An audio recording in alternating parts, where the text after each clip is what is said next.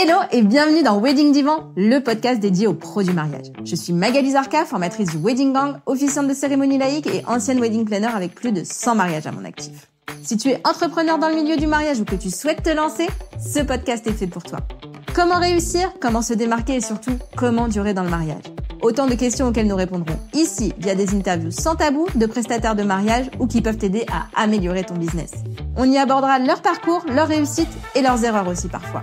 Je partagerai également avec toi tous mes conseils, astuces et outils pour te donner un accès direct à la réussite dans le Wedding World. Allez, pose-toi dans ton canapé, écoute-nous dans ta voiture ou même en faisant la vaisselle et surtout, abonne-toi pour ne manquer aucun épisode. Hello le gang, j'espère que tu vas bien. Aujourd'hui, je suis super contente de te présenter Sophie Brioud, qui est photographe spécialisée dans l'elopement en Norvège. C'était donc une évidence de parler de ce sujet. C'est parti pour l'épisode du jour. Hello Sophie, bienvenue dans Wedding Divan. Bonjour, merci pour l'invitation. Écoute, avec grand plaisir. On se connaît pas beaucoup, on a fait un premier call toutes les deux.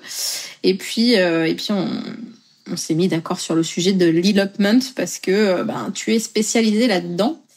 Mais avant ça, est-ce que tu peux, avant de parler, de détailler tout ce process magnifique de l'elopement, est-ce que tu peux nous raconter un peu ton parcours?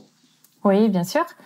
Alors moi, j'ai un parcours pas très linéaire. En fait, j'ai fait des études dans l'environnement. J'ai un master dans ce domaine. Et pendant mes études, j'ai commencé la photographie plus par passe-temps. Je faisais surtout des portraits de femmes. C'est quelque chose qui m'a beaucoup attirée depuis toujours. Et puis, pendant mes études, je suis partie à Paris, donc j'ai pu vraiment faire encore plus de portraits de femmes. J'ai eu beaucoup plus d'opportunités, on va dire, sur Paris. Donc, j'ai travaillé avec des agences, mais aussi avec des modèles qui avaient juste envie de faire des photos comme ça pour elles. Et à cette époque, je faisais aussi un petit peu de mariage, ce qu'on appelait le mariage traditionnel, mais pas énormément, parce que c'était plus la passion, donc je cherchais pas forcément à développer plus que ça mon activité.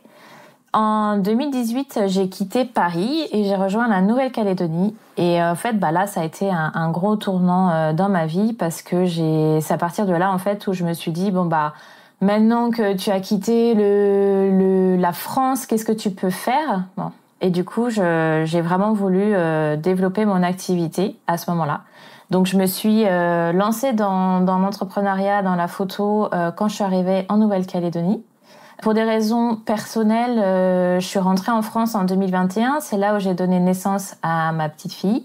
Et en 2021, alors que ma petite fille n'avait que 2 mois, on a rejoint la Norvège. Donc c'était un gros challenge pour moi.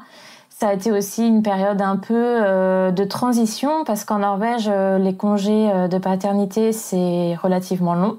Étant donné que mon conjoint, il venait d'arriver en même temps que moi, c'était surtout moi en fait qui devais m'occuper de ma fille. Donc j'ai eu à peu près 1 an pour réfléchir à qu'est-ce que j'allais faire ici en Norvège.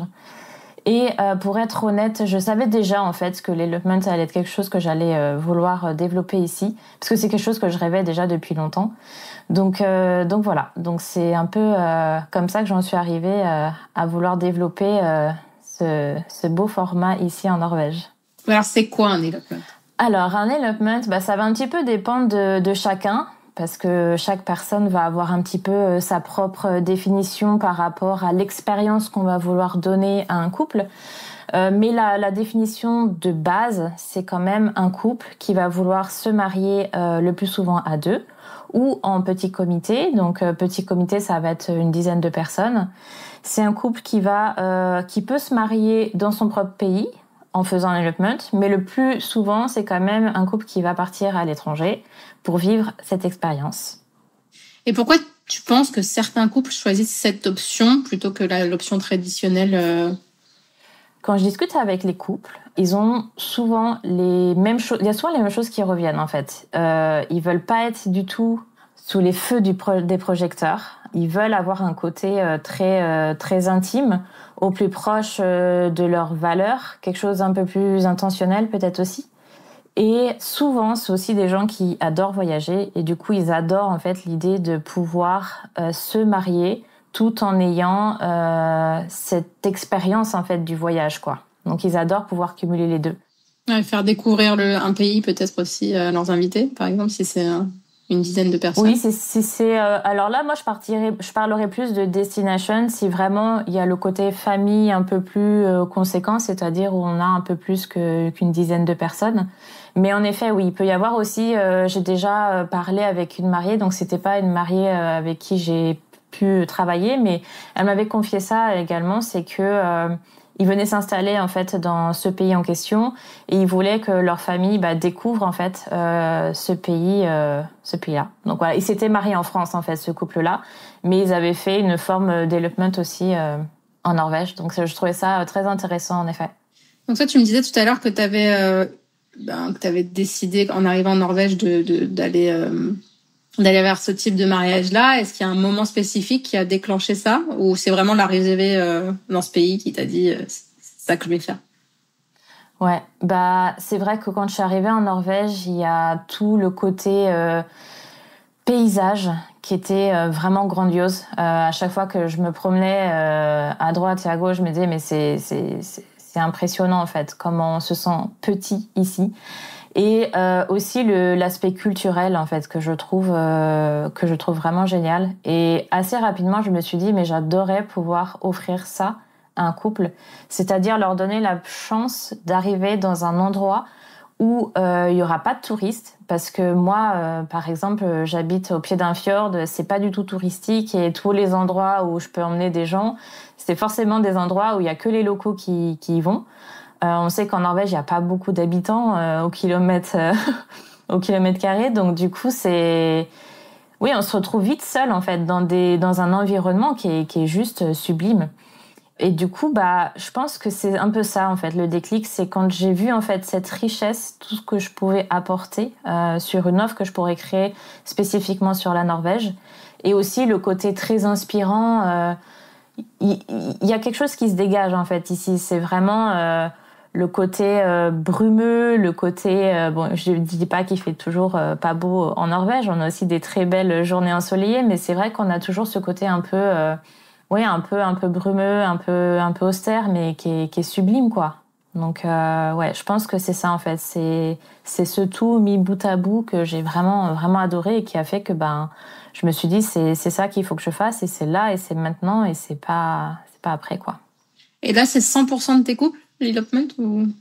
Oui, j'ai des couples qui vivent en Norvège, mais c'est plus rare. En règle générale, c'est quand même des gens qui viennent de l'étranger. La plus grosse partie, ça va être les États-Unis, mais peut aussi y avoir des Canadiens, un peu Europe, les pays scandinaves. Ouais. Mais ouais, c'est très riche en fait. Et des Français un peu ou... Alors je vois les Français venir se balader sur mon site web, parce que du coup je surveille un peu toutes les visites qui s'y passent là sur mon site. Donc oui, je vois des Français, mais ils passent pas encore à l'action vraiment. Donc à voir. Je désespère pas. Je pense que ça va se faire, mais ouais. Après voilà, c'est une offre qui est assez récente aussi pour moi, donc j'ai encore besoin d'expérimenter un peu certaines choses, mais ouais. Et alors, comment toi tu te prépares, et comment tu prépares le mariage pour tes mariés? Alors, c'est ça que j'adore justement dans l'elopement, c'est que, en fait, il y a une proximité que je crée avec le couple.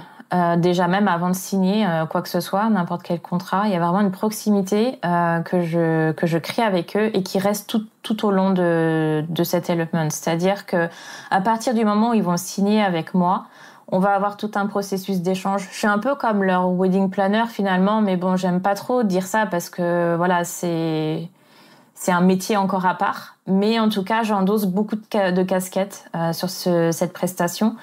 Et je suis vraiment là pour les guider. Alors, ça peut être autant sur quel endroit ils vont choisir, sur le lieu de leur cérémonie ou l'endroit où ils vont se préparer, tout comme les différents prestataires qui vont avoir besoin, s'ils veulent une maquilleuse, un coiffeur, un officiant de cérémonie. D'ailleurs, comment on fait pour se marier en Norvège? Des fois, il y en a qui me demandent est-ce que je fais tout le processus légal, en fait, sur cette prestation-là. Enfin voilà, c'est très très très conséquent, et du coup c'est ce que j'aime souvent leur dire, c'est que je ne suis pas que leur photographe, même si en effet c'est le rôle principal pour lequel je me donne, mais je suis spécialisée dans les elopements, donc ça englobe tout ça en fait, toutes ces casquettes là.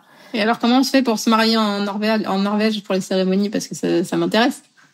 Bon, c'est pas si compliqué, mais il y a des délais à respecter. Donc, si on veut se marier, il faut qu'on s'y prenne un petit peu en avance, parce que voilà, il y a toute une procédure à faire. Donc, il va falloir envoyer en fait un dossier à ce qu'on appelle le Skatteetaten. C'est l'endroit, l'administration en fait pour le mariage en Norvège.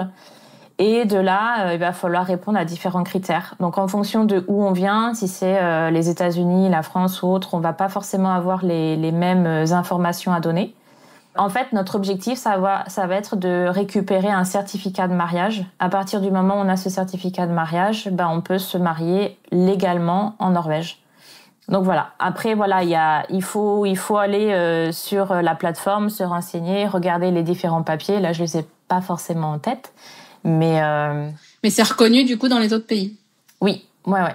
Après, en règle générale, je préconise quand même souvent aux couples, s'ils se demandent est-ce qu'on se marie dans notre pays ou en Norvège, je vais quand même plus facilement les emmener à se marier dans leur propre pays. Ça reste quand même beaucoup plus simple. Ils connaissent la langue. Il n'y a pas de crainte à est-ce que ça va être bon dans les délais ou pas. L'administration norvégienne, c'est un peu la même qu'en France. Ils sont un peu lents, il faut dire. Donc voilà, on peut des fois se retrouver bloqué parce qu'on n'a pas reçu un papier ou autre et ça peut être un peu stressant, quoi. Le fait de le faire en France, au moins en France ou ailleurs, dans leur pays d'origine, au moins ils sont un peu plus sereins et puis voilà, au moins il n'y a pas trop de surprises, quoi. Ok, donc pour revenir à la façon dont toi tu te prépares. Donc voilà, moi en fait je vais présenter un espace Notion avec le couple. Et là, je vais avoir toute une démarche déjà de savoir plus en profondeur qu'est-ce qu'ils sont, qu'est-ce qu'ils veulent avoir pendant leur journée.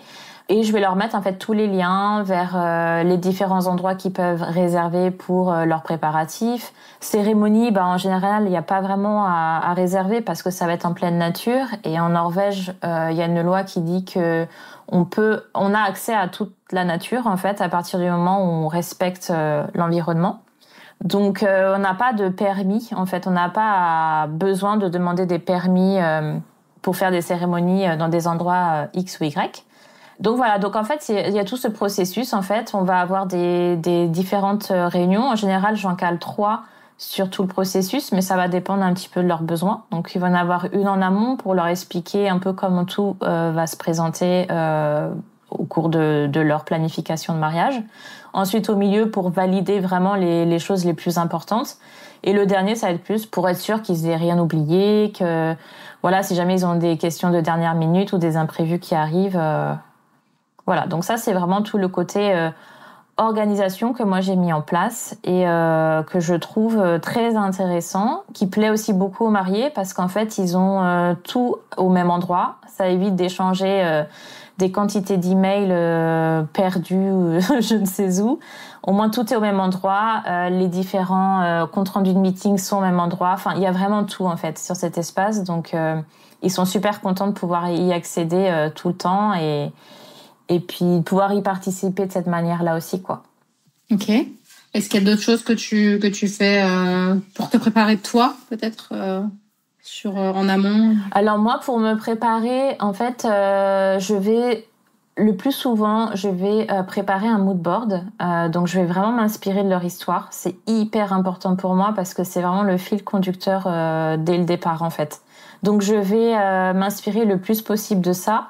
Et après, ça va être surtout de la préparation technique, en fait, au niveau de mes différents appareils. Étant donné que je fais aussi de la vidéo, j'ai beaucoup de choses à penser. Donc voilà, je vais faire en sorte que tout soit bien carré. J'ai une checklist qui est au point, en fait, sur ça, où je vais checker un peu tous les points. Et puis voilà, pour être sûr de ne rien oublier. Il y a aussi un point qui est assez complexe quand on est photographe element comme ça. C'est que souvent on est en déplacement et puis pour le peu qu'on ait une randonnée à faire, ça peut être un petit peu compliqué si on a des gros sacs à porter. Donc moi j'ai aussi fait en sorte de pouvoir avoir un système qui soit fonctionnel, c'est-à-dire que je puisse porter avec moi tout ce dont j'ai besoin sans trop m'alourdir et en gardant aussi toutes les bonnes fonctionnalités, quoi. C'est-à-dire même en fonction de la météo, avoir un sac qui, je sais, sera quand même étanche si jamais il pleut par rapport à mon matériel ou quoi que ce soit. Quand tu dis je fais aussi de la vidéo, c'est-à-dire le même jour que tu fais la photo, tu combines les deux? Oui, alors c'est pas une prestation comme on pourrait avoir un vidéaste qui est vraiment à temps plein sur la mission. Moi, ce que je propose, c'est vraiment des petites séquences. En général, ça va être 1 minute si c'est 6 heures et ça va pas aller beaucoup plus que 5 minutes parce que ça demande beaucoup de temps. Mais oui, en fait, ça fait partie de mon processus. C'est-à-dire que j'adore en fait raconter l'histoire. En fait, quand mon couple est photographié, c'est un peu... Je les demande toujours d'être dans le mouvement. Donc pour moi, c'est un peu une continuité dans le sens où quand je vais faire une prise, quand je vais leur suggérer de bouger d'un point A à un point B, que je vais les guider sur ce genre d'aspect-là, je peux très bien leur dire de refaire un peu la même chose et là, moi, je vais faire des séquences filmées. En fait, ça me permet comme ça d'avoir une possibilité pour eux en fait de sauvegarder aussi une partie film qui, je sais, est souvent appréciée. Et c'est aussi pour ça que j'enregistre leurs vœux, parce que je sais que c'est quelque chose qu'ils aiment bien avoir sur ces petites séquences filmées. Ça plaît beaucoup. Trop cool. C'est quoi les principales différences entre un elopement et un mariage traditionnel, selon toi? Pour moi, dans un mariage traditionnel, il y a quand même pas mal de choses qui sont cadrées. Je pense notamment à le passage à la mairie, la cérémonie laïque, le vin d'honneur, la première danse, le gâteau. Voilà, c'est quand même des choses qui sont toujours un peu là dans un mariage traditionnel. Dans un elopement, en fait, c'est quand même très ouvert. C'est-à-dire que on est très à l'écoute du couple et on va vraiment chercher à répondre au plus possible à ses envies. Donc, si par exemple, il n'a pas envie... Bon, déjà, c'est pas très formel, hein, un elopement, mais admettons qu'il n'a pas envie de... Par exemple, je sais que des fois, quand on parle elopement, on va avoir l'idée de la randonnée. Par exemple, voilà, si le couple n'a pas envie de faire une randonnée parce qu'il préfère voir différents endroits et gagner du temps ou juste profiter d'un endroit sans avoir à marcher avec la robe ou quoi que ce soit, c'est quelque chose qui peut être fait. En fait, la grosse différence, c'est que on peut à peu près tout faire avec un elopement sans avoir de stress de se dire oui, mais comment ça va être perçu avec la famille et tous ces questionnements-là. L'elopement, c'est beaucoup plus intentionnel en fait. On est beaucoup plus dans le moment présent, dans l'instant présent et au cœur du couple. C'est vraiment la base de tout en fait. C'est vraiment, c'est vraiment les fondations. Ok.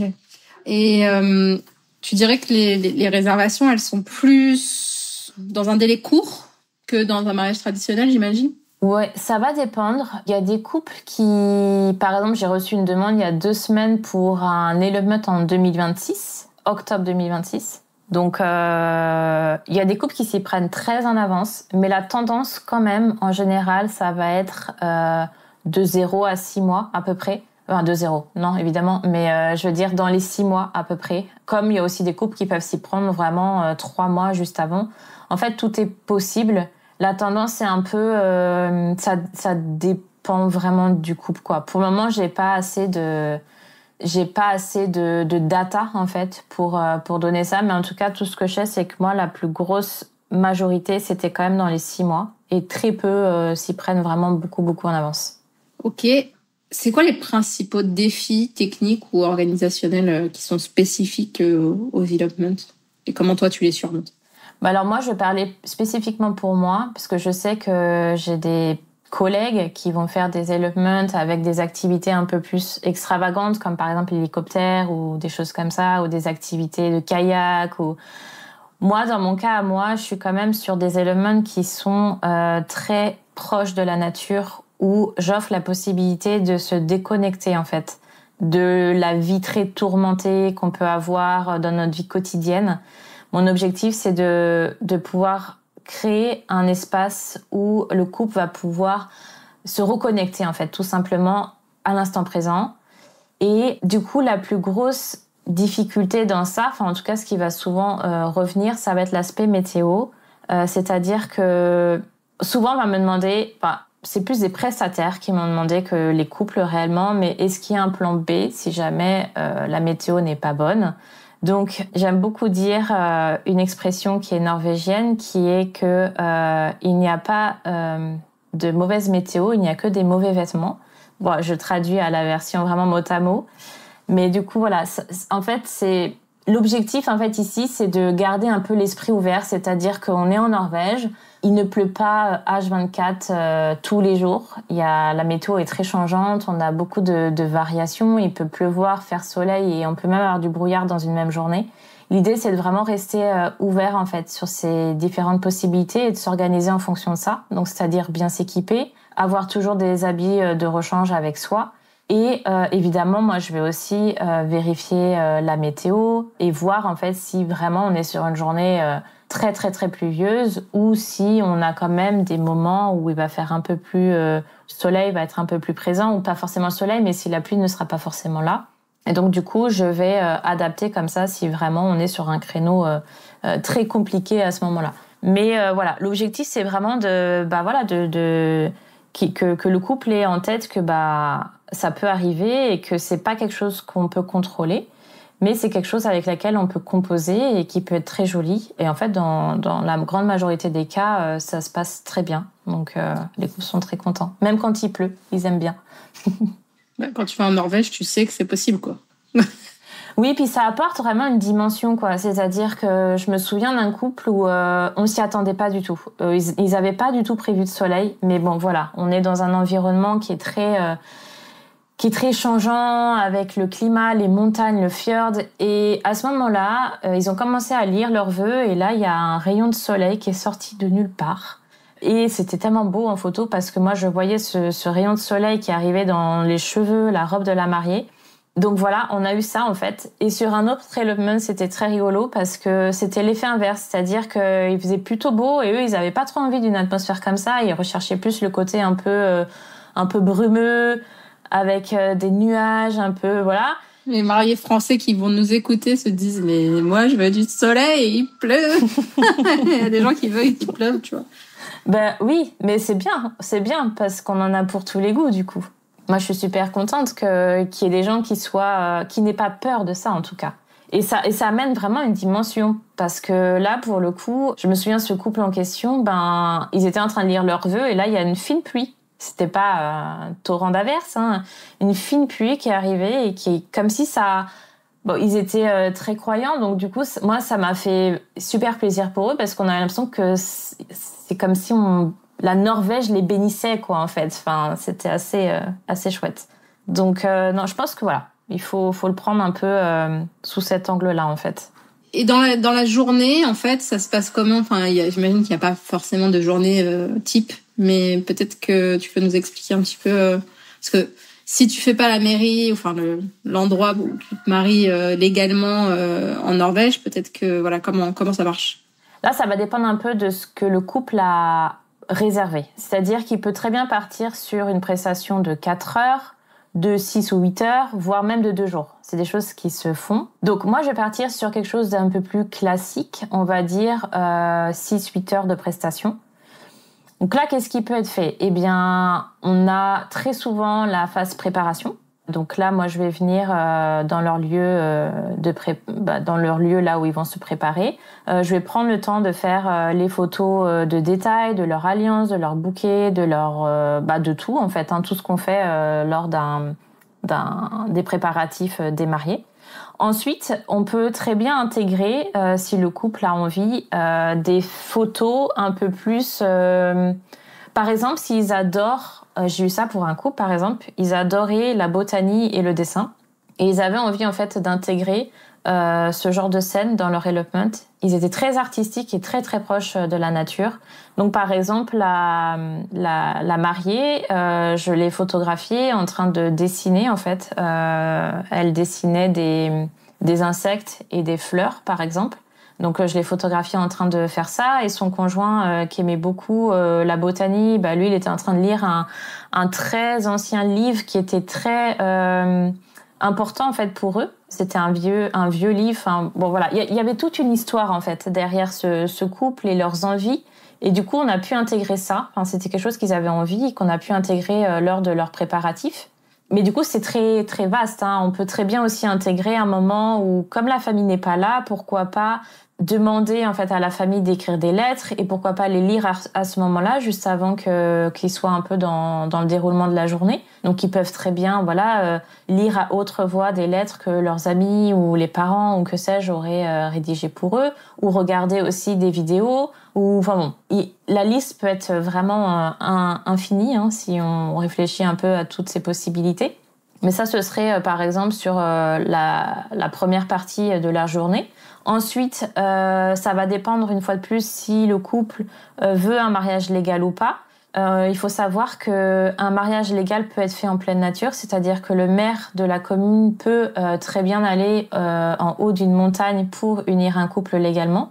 Donc ça va se planifier. Forcément, il va y avoir quand même un horaire par rapport à ça. On ne peut pas dire au maire venez dans 1 heure ou dans 3 heures. Mais bon, voilà, ça sera 1 heure précise où le couple va pouvoir se rendre. Mais le couple peut aussi faire appel à un officiant, donc soit un officiant laïque ou un prêtre. Ça va dépendre aussi de ce qu'ils ont envie de faire. Donc voilà, on va avoir la cérémonie. Après la cérémonie, on va avoir les photos couple.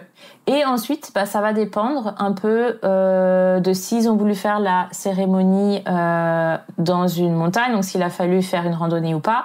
Ça a forcément un temps de réalisation. Voilà. Donc en fait, ça fluctue un peu par rapport à ça. Les 6 ou 8 heures, ça va dépendre s'il va y avoir une petite randonnée ou pas, s'ils veulent profiter aussi d'un autre site parce qu'ils adoraient 2 endroits et du coup, ils se disent j'ai envie de faire ça là, mais j'aimerais bien aussi avoir des photos dans cet autre endroit. Dans ce cas, il faut aussi le compter, le planifier dans la journée. Donc voilà, c'est un peu ça l'idée. Et puis à la fin, il peut y avoir un dîner d'organiser, donc soit dans un restaurant ou alors dans leur lieu où ils se sont préparés, ou aussi bien en pleine nature. Ça va aussi dépendre un peu de ce qu'ils ont envie, quoi. Mais tout est possible. Ok, comment tu vois l'évolution de la tendance de ce type de mariage dans les années à venir? Est-ce que tu penses que ça va continuer à croître, la demande? Ouais, clairement. Ça, c'est sûr. C'est sûr, ça va continuer à croître. En fait, aux États-Unis, parce que on dit souvent que ça vient des États-Unis, mais c'est la réalité. Aux États-Unis, ils ont pas le choix du Pacs, en fait. C'est soit ils se marient, et du coup, ils font un mariage traditionnel. Et s'ils veulent pas de mariage traditionnel, c'est l'elopement. C'est un peu comme ça que l'elopement est arrivé au fur et à mesure qu'on a mis un mot là-dessus, parce que ça existe depuis bien plus longtemps aux États-Unis. Mais du coup, ce concept-là, il part des États-Unis et il s'est beaucoup développé au fur et à mesure en Europe, mais pas que, même dans le monde entier. Et si je prends par exemple la France, on est un peu là actuellement. C'est-à-dire qu'un couple qui veut se marier aujourd'hui, il va avoir 2 possibilités. C'est soit le mariage traditionnel, soit le Pacs.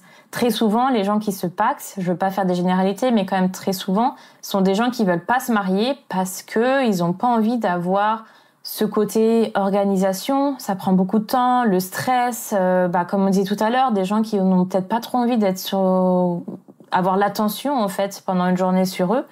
Et du coup, je pense que ces couples-là, aujourd'hui, ils n'ont pas forcément en fait une offre qui est réellement adaptée pour eux, quoi. C'est-à-dire que s'ils veulent se marier mais qu'ils veulent pas avoir le mariage traditionnel, ils se sentent un peu entre deux et du coup, on fait quoi ? On se marie pas ou on se pacs. Donc je pense que ça va beaucoup évoluer parce qu'on en parle de plus en plus, que les photographes en parlent de plus en plus autour de nous. Et aussi parce que moi, je le vois en fait, tout simplement par rapport à mon site web, je vois que j'ai des gens du monde entier qui viennent et je suis hyper étonnée. Alors autant j'ai toujours les mêmes pays qui reviennent, donc avec une grosse majorité les États-Unis, le Canada, l'Allemagne parce que les Allemands adorent la Norvège, les pays scandinaves, l'Angleterre, aussi la France parce que je pense que comme je suis française, ça génère un peu de flux. Et j'ai aussi un article qui, je sais, génère un peu de visites par rapport à ça. Mais il y a aussi des pays comme le Japon, Singapour, le Pakistan, Sri Lanka, la Chine, la Russie. Alors ça génère pas autant, mais ils sont quand même là. Donc je me dis qu'il y a quand même un rayonnement qui va bien au-delà en fait des États-Unis en fait. C'est que c'est plus général, c'est plus international. Donc oui, et pour suivre aussi des collègues qui sont spécialisés dans les elopements, je sais que c'est quelque chose qui se dit en fait. On a déjà vu une progression par rapport au Covid. C'est vrai que ça a fait un boom par rapport à certains pays comme en France ou autres, mais ça ne fait que continuer. Donc je pense que ça a un bel avenir. Trop bien. Et tu parlais de ton site, justement. Comment tu te fais connaître? Eh ben oui. Alors en fait, quand j'ai commencé à travailler sur cette offre development, c'était un peu compliqué pour moi parce que j'ai commencé à communiquer via Instagram et je me suis rendu compte assez rapidement quand j'allais dans mes stats que en fait j'avais 95% des gens qui interagissaient sur mon contenu, c'était des gens qui étaient déjà là en fait, mes followers tendres et invétérés qui sont là depuis toujours. Et j'avais très peu de clients, ne serait-ce qu'aux États-Unis, parce que je savais que c'était un marché qui attirait en fait des gens. Donc assez rapidement, je me suis rendu compte qu'il allait falloir que je travaille un peu différemment les choses, que si je restais sur Instagram, ça allait peut-être être un peu compliqué pour moi. Donc je suis allée vers mon site web. Et là, ça a été un peu la panique parce que parce qu'en fait, on endosse déjà beaucoup de casquettes en tant qu'entrepreneur, photographe. Je vais pas les citer, mais on en a vraiment beaucoup. Et je me suis dit, si là, maintenant, aujourd'hui, je dois être experte SEO, consultante SEO, vraiment, j'ai paniqué. Donc, sur le moment, j'ai pas désespéré. Je me suis dit que de toute façon, il fallait que ça se passe. Il fallait que je le fasse parce que j'avais pas d'autre choix. Donc, j'ai commencé à lire beaucoup de choses. J'ai commencé à contacter des gens qui étaient experts dans ce domaine. Je me suis rendu compte qu'en fait, c'était hyper compliqué, quoi. C'était souvent des personnes qui étaient pas vraiment investies. Enfin, on sentait qu'ils étaient peut-être pas réceptifs ou je sais pas. Enfin, en tout cas, je me sentais pas écoutée par ces experts dans le SEO. Et assez rapidement, je me suis orientée du coup sur le marché américain parce qu'il y a que là où j'ai réussi à trouver des personnes qui étaient vraiment spécialisées dans le domaine du mariage. Même pas tant que l'elopement, mais le mariage. Et du coup, je me suis rendu compte que en fait, c'était là où il fallait que j'aille, quoi. Qu'il fallait que vraiment je me fasse accompagner par des gens qui savaient quels étaient mes défis, mes complexités. Donc j'ai commencé à faire ça. J'ai beaucoup travaillé sur mon site web. Du coup, c'était il y a pile 1 an parce que j'ai commencé en mai-juin l'année dernière. Et là, j'ai été vraiment hyper époustouflée parce qu'en fait, en seulement 8 mois, j'ai réussi à passer de 0 à une vingtaine de demandes, development spécifiquement. Parce que tout mon site, je l'ai switché que pour l'elopement, donc c'est que des gens qui m'ont contacté pour ça. Et du coup là, je me suis vraiment rendu compte de la force, de la puissance que Google pouvait avoir, et aussi que j'avais bien fait en fait de faire ça, parce que si j'étais restée sur Instagram, je sais pas si j'aurais pu générer autant de demandes. Là, aujourd'hui, je comptabilise un peu les demandes qui arrivent et je dirais que 80% de mes demandes viennent de Google et le reste, ça va être Instagram, quoi. Donc, c'est quand même assez important. Et du coup, tu as décidé de partager ton savoir. Oui. Du coup, justement, quand j'étais dans cette recherche-là de vouloir faire développer mon site et que je me suis orientée vers la France, notamment, je me suis rendu compte que y avait pas grand-chose de disponible, en tout cas, comme je disais, de vraiment spécialisé dans ce domaine du mariage. Et quand j'ai appris en parallèle toutes ces choses pour mon propre compte, je me suis rendu compte que ce serait peut-être intéressant d'essayer de proposer une offre justement pour les prestataires de mariage qui souhaiteraient gagner en visibilité via leur site web. Voilà. Parce que je suis passée par là et que je me suis dit qu'il y avait quelque chose à faire en fait, tout simplement. Trop bien. Et donc du coup, tu lances ça en ce moment-là. Voilà, donc du coup, j'ai travaillé ces derniers mois sur un accompagnement sur le référencement naturel, le SEO pour les prestataires de mariage. Donc là, je l'ai fini il y a pas très très longtemps, mais l'accompagnement là est terminé, donc il est disponible. Je vais aussi à terme proposer d'autres formules. Donc il y a forcément l'audit de site qui reste intéressant à voir parce que je sais qu'il y a des gens qui ont déjà travaillé sur le site web et qui ont peut-être juste besoin d'avoir un peu une visibilité autre en fait, c'est-à-dire voir un peu où est-ce qu'ils en sont et qu'est-ce qu'ils pourraient faire pour améliorer en fait leur positionnement, leur classement.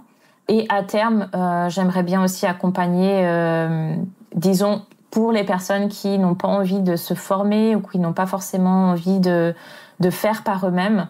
J'aimerais aussi proposer un service un peu clé en main, quoi. C'est-à-dire que je prends en main leur site et je les fais gagner en visibilité comme ça, en fait. Cool, trop cool. Bravo en tout cas pour tout ça. Merci. On va passer aux questions que je t'ai pas envoyées. C'est quoi la plus grosse erreur que t'aies fait en te lançant ou depuis que tu t'es lancée? En fait, l'erreur, pour moi, c'est de ne pas être assez patiente. C'est-à-dire que j'ai tendance, parfois, à pas vouloir abandonner, mais je pense, comme beaucoup d'entrepreneurs, à plus trop y croire. Et je pense que c'est un peu ça l'erreur, parce qu'en vrai, j'en ai fait d'autres, mais je me rends compte que par rapport à mon offre development qui est relativement récente, je trouve quand même que j'avance à la vitesse qu'il faut. C'est-à-dire qu'il y a beaucoup de difficultés dans ce service, dans cette prestation. Quand on veut vraiment bien faire les choses, quand on veut vraiment être spécialisé dans ce domaine, il y a beaucoup de choses, beaucoup d'étapes à connaître. Et ces étapes-là, j'ai beau me former, puisque je me suis formée, il faut aussi que j'expérimente, quoi. Donc pour moi, c'est pas forcément des erreurs. Mais par contre, ouais, tout mon côté un peu... ouais, j'aimerais que ça aille plus vite, quoi. Je crois que tout le monde aimerait que ça aille plus vite dans tout, non?